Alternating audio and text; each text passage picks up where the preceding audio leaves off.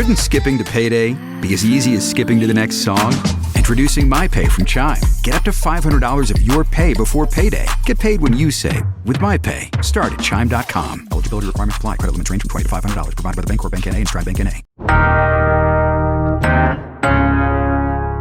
Today on CityCast Houston, Mayor John Whitmire just delivered his State of the City address. So we're going to recap the first 9 months of his administration. Plus, after decades of advocacy, Houstonians who work outside in the extreme heat are finally getting some protections. And find out how missing a simple email cost the Harris County District Attorney's Office $6 million. Joining me to break it all down are Houston Landing's diverse communities reporter Monique Welch and Abby Church, City Hall reporter at the Houston Chronicle. It's Friday, September 20th. I'm Rahil Ramzanali, and here's what Houston's talking about. Monique, good morning. How are you? Doing great. Glad to be back. Abby, how are you? Good morning. I am great. It is so much fun to be on CityCast. I'm glad to get to join you guys this morning. Oh, I'm so excited to have you back on, and we have a lot to talk about. But before we get to it, I just want to update our listeners. The semifinals for our most Houston thing ever bracket is out, and you can vote on it. So I just want to give y'all the matchups. On one side of the bracket, we've got the World Series Astros taking on the Houston Rodeo. Monique, what do you think? Who's going to end up winning that matchup? I'm taking the Astros.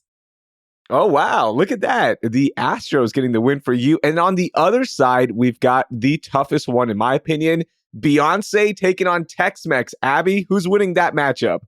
Oh, that one. I have to say Beyonce. Absolutely have to say Beyonce. Always root for Beyonce. Always root for Beyonce, right? But Tex-Mex is so good. Yeah, no, I agree Tex-Mex is great, but I feel like if you have a choice between Tex-Mex and Beyonce, I feel like it's a bad call not to choose Beyonce. You know what I mean? And if you want to know how we voted in terms of the CityCast Houston team, you can listen to that episode and also vote on the bracket right now with the link in our show notes. All right, let's get to our biggest story of the week. Abby, let's start with you because it was the State of the City address by Mayor Whitmire. Yes, it was. So everybody who has been watching the administration knows that Mayor John Whitmire is going into his 9th month in office. He gave his first ever State of the City address at the Hilton Americas this past Tuesday in front of a crowd of more than 1,600 people. There was a wait list to get into the event, which I thought was crazy. It was super, super packed, but I found it very interesting. The speech itself, when mayors typically do a State of the City address every single year, and it usually focuses on the goals for the city, successes of the mayor so far, and what the city is going to be focusing on moving forward. And it was not really a focus on that. It was more of a focus on Whitmire's road to office and the past administration's perceived failings rather than a move toward the future. Abby, that was my biggest takeaway watching some of the clips from the State of the City. And here's an actual quote, okay, that Mayor Whitmire said during this address. He said, "The sad news is the city of Houston and the county had no relationship with state government. It became so personal between the elected officials of different parties. They wouldn't talk. They wouldn't collaborate. Houston suffered." This was basically the message throughout. The whole point was just taking shots at Mayor Turner's administration, right? I wouldn't say necessarily the entire time, but it was very interesting, the focus on the past. 30 minutes of the speech around that was just focused on the mayor growing up in Hillsborough, his journey through the Senate, his move to Houston, that kind of thing. And there was not really any talk of the administration's successes. There wasn't really any talk of what the goals were moving forward. But yeah, no, there was a couple of digs like that at the past administration, particularly in regard to Hurricane Harvey funds. I believe that was what that quote ended up leading into in the relationship with GLO, which is the state's general land office that's responsible for divvying out any sort of recovery dollars. But yeah, no, it was all very interesting. Monique, what are your thoughts on the first 9 months of Mayor Whitmire's administration? Yeah, I think it's hard to judge anyone just so early in the game. I think it is, like Abby said, an interesting approach to take kind of, Rahil, like you said, dibs at previous administrations. But, honestly, it's all political speak and doesn't really faze me or surprise me as much. because typically that's what politicians do. It is interesting that he's doing this now that he's in office. You typically see that type of behavior in the election cycle when they're trying to, prove that they will do things better or make a change. So 9 months in, it's interesting to still be talking about that, especially when he has other things to talk about that he has done so far and things that he's actively trying to get accomplished. Abby, it also seems like there's always a quote every week from Mayor Whitmire that you go, oh, why'd you say that, man? Why did you say that? Whether it be about the protesters in front of his house, Gulfton residents, there's always something with him. And that's my big takeaway the first 9 months. It's been interesting to cover for sure. Yeah, no, it's certainly been an interesting administration. This is, I'm in kind of a unique position too, because I'm going to be hitting 1 year with the Houston Chronicle in, I think, about a month. So I kind of started at the Chronicle with this administration. So a lot of what I'm learning about city government has been through this administration. So I don't really have a past reference to point to in terms of like what exactly it was like under Sylvester Turner or Anise Parker or any one of the past mayors. So it's definitely been super interesting to watch. Any final notes or thoughts our listeners should know about from the state of the city? Yeah. So I think one of the biggest nuggets of news that came out of the event is talking about the city's tax rate and whether or not that is going to be raised, given all of Houston's financial issues that it's running into right now. As you all probably know, we have a $1.5 billion fire settlement that needs to be paid off. We also have $40 million in Hurricane Beryl damages that also need to be paid off. I've written stories before about $5 billion worth of damage to the city's water utility that also needs to be fixed. They're looking at going to state and the federal level is where that battle will likely take place to get those funds. But there has not really been any sort of commitment to whether or not those taxes will actually be raised. But we got a little bit closer to getting an answer from the administration after the speech on Tuesday when the mayor was talking to reporters. He said that he was not going to be considering raising the tax rate until he eliminated waste, fraud, and abuse from city government. Whether or not he is going to be able to eliminate all that before the October 28th deadline to raise the taxes or set a new tax rate, that is to be seen. But we will see. And by the way, if you want to read Abby's story on the entire state of the city, I've linked it in our show notes. Hey, Monique, what was your biggest story? Yeah, my biggest story. So Harris County has temporarily cut the district attorney's office budget by $6 million. But the interesting thing is it's only because the DA's office didn't submit an eligible proposal.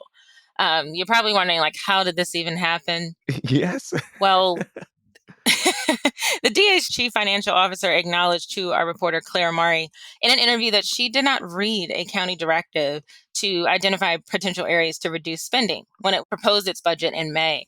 So in the county's standard operating procedures manual, the budget office emphasized that Commissioner's Court would not necessarily approve the cuts in the final county budget, but cautioned that agencies that failed to follow those instructions would receive a 5% funding reduction automatically. So obviously not reading that is crucial. Vivian King, the CFO and chief of staff, said, again, that she didn't read it. She just assumed the 5% cut in the proposed budget would be implemented instead of merely considered by Commissioner's Court. She also said she didn't include the potential budget cuts in its proposal because she didn't want to, quote, hamstring the prosecutors who work long hours, as we know. The $6 million reduction equal to 5% of the office's 2024 budget will be temporary, with the county set to restore a prorated sum of $4.5 million once the new district attorney takes over in January. But as our reporter Claire Murray eloquently put it, it represents a preventable loss of funds to an agency that is so crucial and at the core of the county's criminal justice system. Wow. Okay, let me make sure I'm understanding this. Okay, the DA's office lost $6 million because someone didn't read an email that had a directive about the upcoming budget? That's right. I mean, reading is fundamental. Gosh. And just to make it clear, they're not the only agency. There were a total of 4, but they're just the largest agency. And so that's a big deal for the DA's office. And there's a huge disconnect between county commissioners and the DA's office over the potential impact of this cut. On one hand, the DA's office said that it will impede its ability to staff 6 new felony courts that was approved by Texas legislators in 2023 that were intended to lower the county's case backlog. If you're Wow. familiar with, the Houston Landing has been following this issue. There's a huge, huge backlog of cases. County officials, however, like Precinct 1 Commissioner Rodney Ellis and Precinct 2 Commissioner Adrian Garcia, they point to an overall funding increase for the office in Mhm. past years, and of course defended the budget process. And they disputed the argument overall that the 5% reduction would undermine public safety in any way before the end of 2024 when the incumbent Kim Ogg leaves office. Um, Gotcha. but it was interesting. As we all know, Shantir, the Democratic candidate for Harris County DA, he recently in the Democratic primary in March beat Kim Ogg. He, of course, had a lot to say. He said he wasn't sure if it was just pure oversight or intentional instruction from the DA not to submit an eligible budget. But he said he believes Ogg's office, regardless, should have to answer for it. And he also called out Commissioner's Court for, quote, defunding law enforcement. Oh my gosh. So yeah, it will be interesting these last 3 months of Ogg's term just to kind of see how her office manages this budget cut and how it all plays out in regards to impact. And this is absolutely a serious matter, okay? But I have to ask you this, Abby. Have you ever ignored an email or just forgot to read it that cost you money? Because this is wild. I can't say that I have. I feel like this whole story to me kind of opens up a wormhole possibilities, right? Like how many of our elected officials or how many staffers for elected officials aren't reading things that like could end up being like pretty consequential decisions, right? And I don't know if we'll ever have an answer to that, but it does kind of get my mind racing a little bit. I'm like, what else are people not reading and how is that impacting everybody else? Especially big offices like this. It is so wild. And by the way, Monique, this is, as you mentioned, under the current DA, Kim Ogg, who is on her way out. She lost in the Democratic primary, as you mentioned, and has since endorsed Ted Cruz as well. So there is that angle of all of this. And this is just one of those stories that make you go, oh my gosh, really? Is this what we're doing? Is this what we're going to do right now?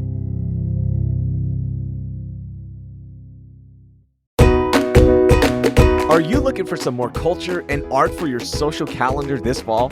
Then check out the Moody Center for the Arts at Rice University.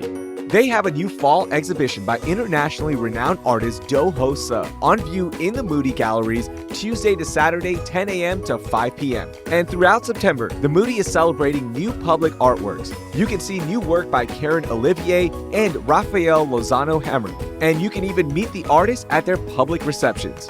Whenever I visit, I'd love to start by exploring all of the incredible exhibitions and then ending my day with a viewing of the Terrell Sky Space as the sun sets on Houston. Want even more things to do and find creative inspiration? Follow The Moody on Instagram at The Moody Arts. You can find more information on everything happening at The Moody with their full calendar of events at moody.rice.edu. That's moody.rice.edu. I'll see you at The Moody.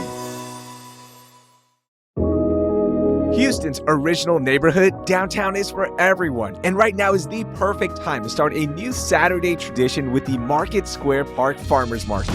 Every Saturday until November 16th, from 10 a.m. to 2 p.m., you can enjoy this great weather that we're having and walk the farmers market like I do and check out all of the local growers and makers as they provide access to seasonally fresh and affordable fruit and vegetables, plus meat proteins and prepared foods, as well as other household goods. The best part? The Market Square Park Farmers Market is in collaboration with Central City Co-op, which is Houston's oldest organic sustainable food co-op. There are several parking options, and it is accessible by the Metro Rail, so you can easily get to it.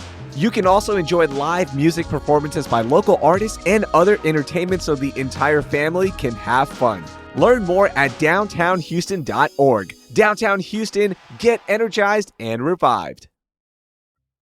Okay, I'm going to get to my biggest story, and this is about the big fire that was all over the TV. It was all over social media, and it's the liquid natural gas pipeline fire in LaPorte. And by the way, residents were finally allowed to return to their homes in Deer Park on Wednesday night after the pipeline at Energy Transfer that was burning for days finally died down enough for crews to get in and work on infrastructure.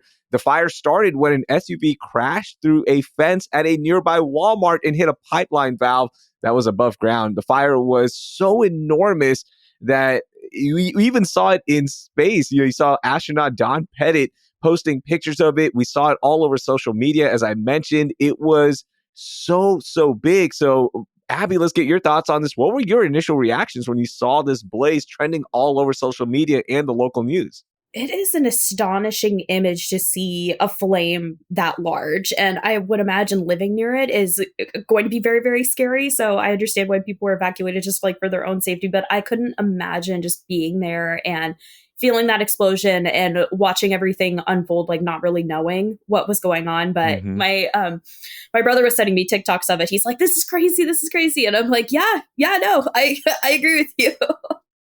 Yeah, one of our photographers got some amazing photos, and I was like, this can't be real, but of course it is. So Yeah. many people, friends, family, don't even live in Houston or Texas, were like, are you okay? Do you need to evacuate? And I'm like, don't worry, I'm not that close. But yeah, that's how, just show you how massive it was and how many people caught notice of that.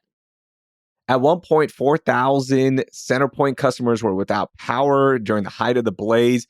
A playground was destroyed. I mean, I even saw ABC 13 go into homes when residents were allowed back in, and just the destruction that the fire caused was so heartbreaking, right? Like, you didn't do anything wrong. And because this SUV hit this pipeline, which, by the way, another point of conversation, why is that pipeline so easily accessible? How could an SUV hit that? And why is it so close to a Walmart and Homes? I know we are the energy capital of the world, and there are a lot of refineries and there are a lot of things going on in that field. But can we put it behind, I don't know, a concrete barrier and not just a fence? Yeah, I mean, I think there are going to be a lot of questions raised. That was, Raheel, one of the first ones that popped to my mind. Like, how did this happen and why is it so fragile? Yeah, and here in Houston, we're the biggest city in the country with no zoning laws. So it's a gift and a curse almost. And here we see some of the consequences of allowing natural gas equipment next to a neighborhood.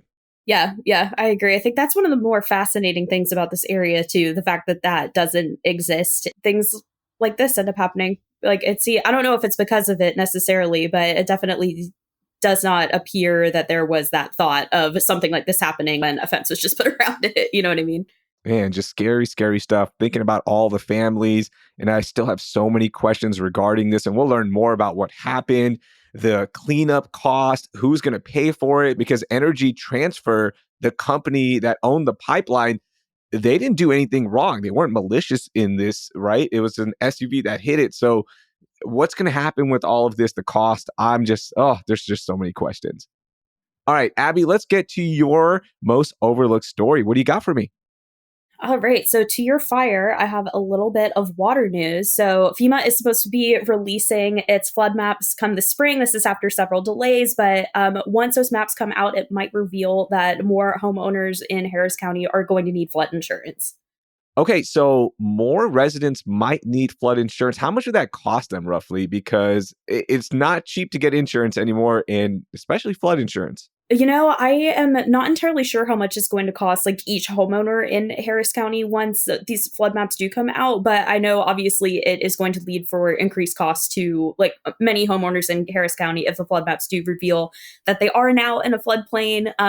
Most mortgages do require homeowners who live in what they call it as the 100-year floodplain, which means your house has a 1% chance of flooding each time a major storm blows through, to have flood insurance. As expected in a city like Houston, where we see flooding quite often. But one of the biggest problems is that the new maps, obviously the update has been delayed multiple times. They're likely going to reveal even more homes in that floodplain just because FEMA is accounting for rainfall data.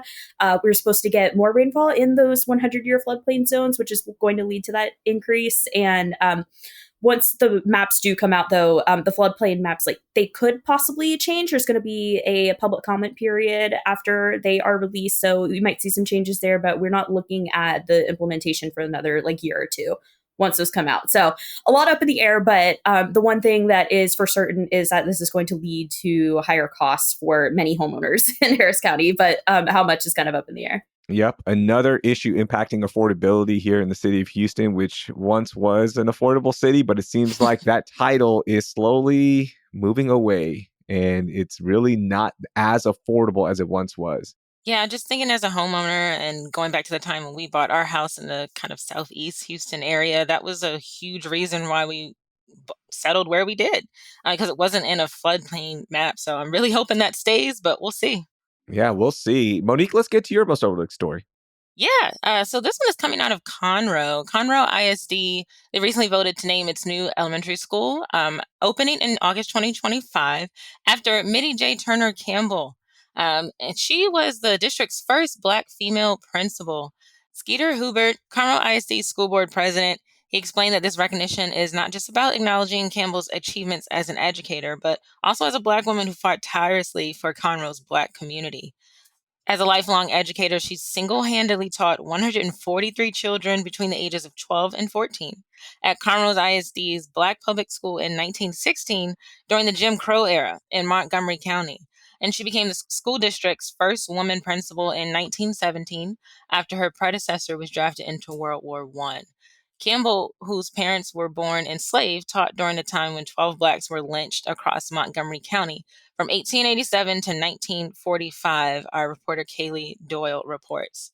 So I selected this as my most overlooked because Campbell's legacy is one that you just cannot ignore. It's one that could have been lost to history if it wasn't for John Meredith, who was the president of the Conroe Community Cemetery Restoration Project. His organization has led the rehabilitation of the Black cemetery where Campbell's headstone resides. And now, because of it, kids at that school and beyond will learn of Campbell's legacy in the community. And also for our listeners, I had no idea about Mittie J. Turner Campbell and what she accomplished, and what a huge accomplishment, right? Like becoming the first Black female principal. That is incredible in Conroe. What took so long? Because this happened in 1917. I feel like she would have had a school named after her way earlier.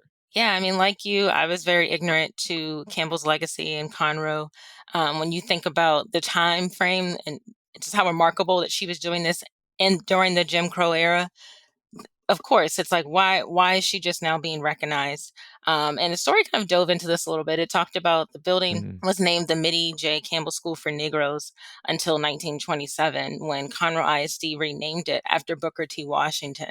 And it was really just because at that time they were deciding that all white schools should be designated by Texas heroes and all Black schools should be named after an African American hero. So it seemed like that was the standard. And now the standard is changing, and they're saying, hey, why not pay it forward and honor someone who was such a pillar in Conroe's Black community? Absolutely. What a beautiful story, and love to see that story and learn more about such an important figure.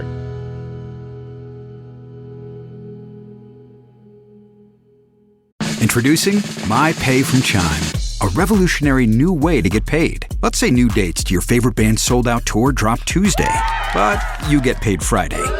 Life doesn't wait for payday. With My Pay from Chime, you can get up to $500 of your pay before payday. No interest, no credit check, no mandatory fees. My Pay. Get paid when you say. Start at Chime.com. Eligibility requirements apply. Credit limits range from $20 to $500. $2 fee to get funds instantly. Provided by the Bancorp Bank N.A. and Stride Bank N.A. What's up, guys? It's the champ, Sean O'Malley, here to talk to you about Prize Picks. Prize Picks is the best place to win real money while watching football. Run your game on Prize Picks.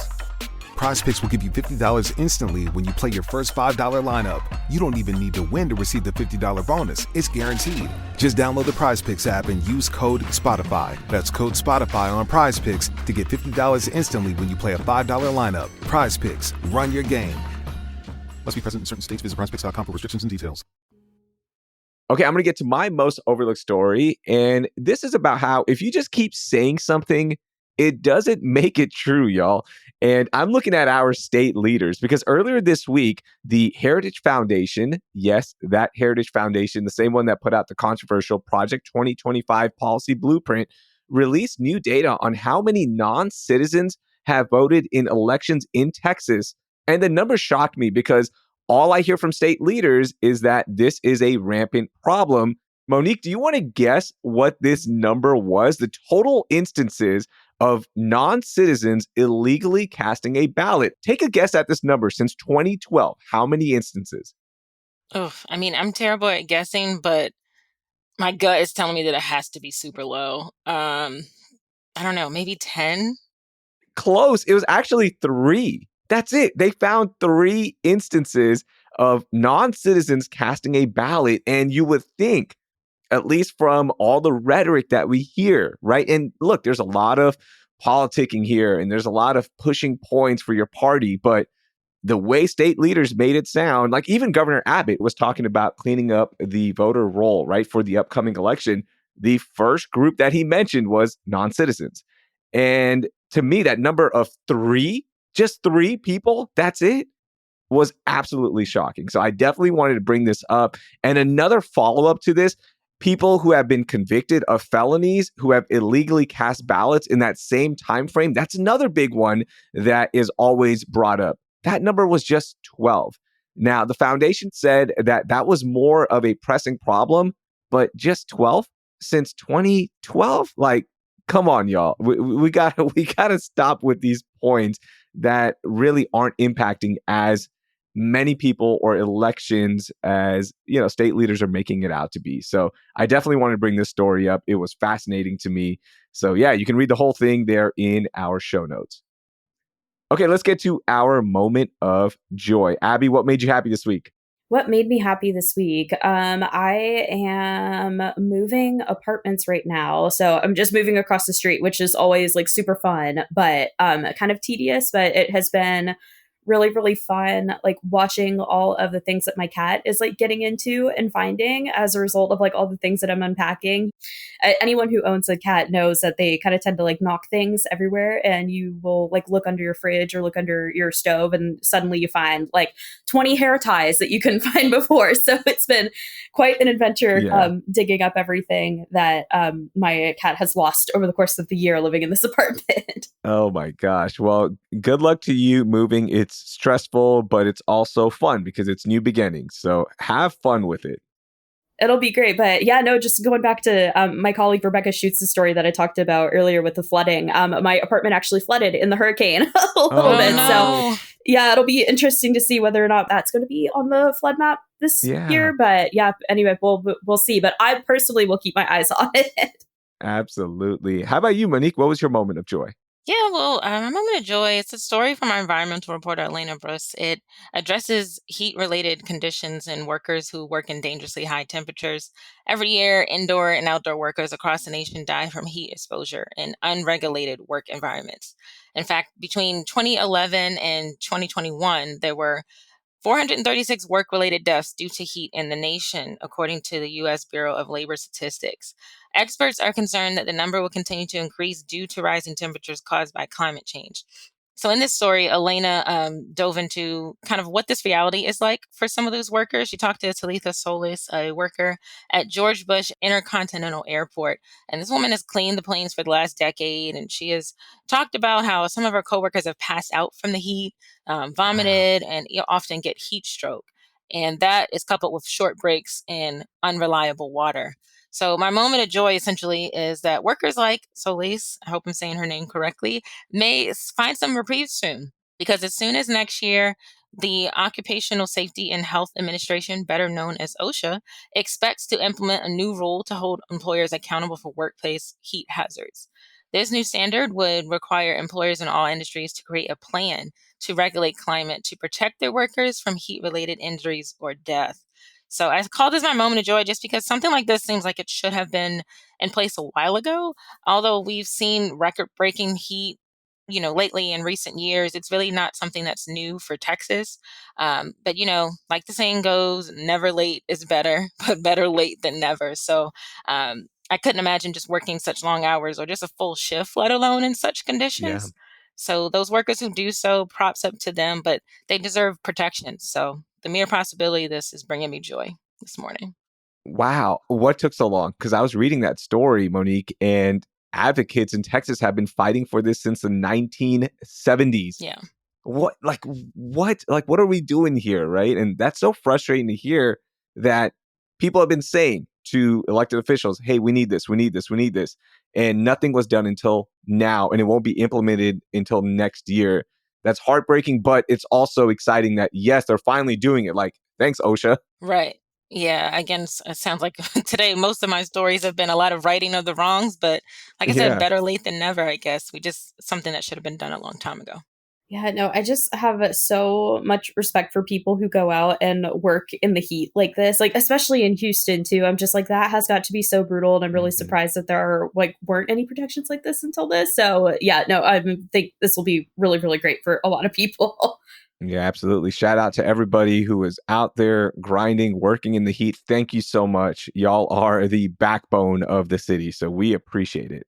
All right, y'all, my moment of joy. It is my favorite weekend of the year. It's my annual dad duty camping trip with my daughter's Girl Scout troop. And again, this has become like one of my favorite weekends. It's one of my highlights for sure because I get to spend time with 20 other Girl Scout dads as we volunteer as backup, activity guides, and muscle to transport luggage for our Girl Scouts as they get on their camping getaway. Now, the entire weekend is about our daughters who are Girl Scouts, and they're going to be doing some fun activities. It's so cool for them to get away, but it's also a highlight for me because I get to spend an entire weekend in nature.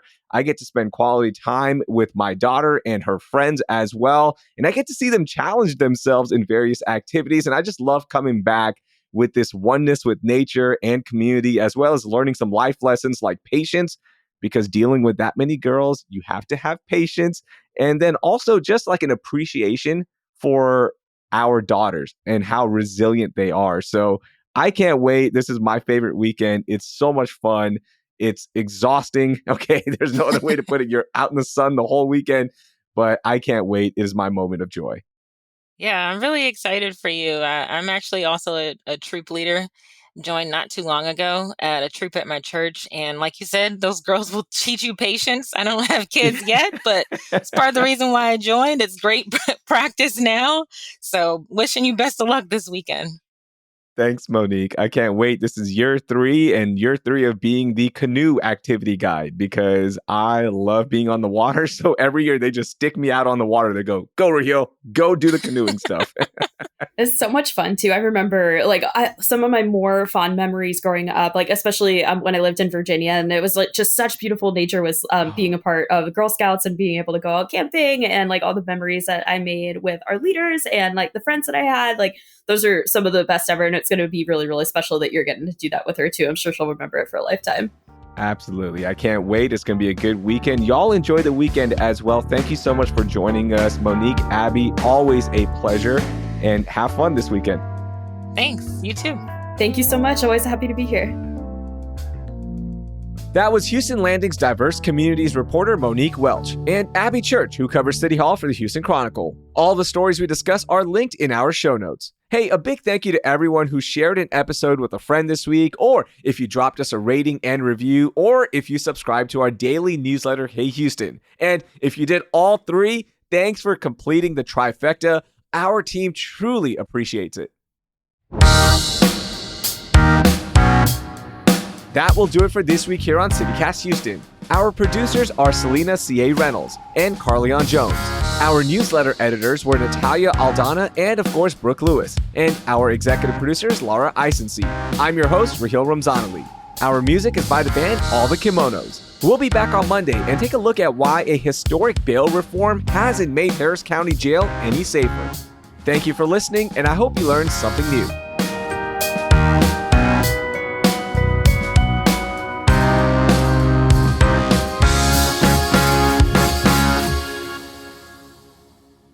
Ooh. Everything okay? Good. Sound like Sorry, my fell. dog just came in here and decided to shake. I'm so sorry. No, it's all good. It's all Needs to be good. a star. Also joining the show. I was hoping you guys didn't hear that. No. It's okay. It's all good.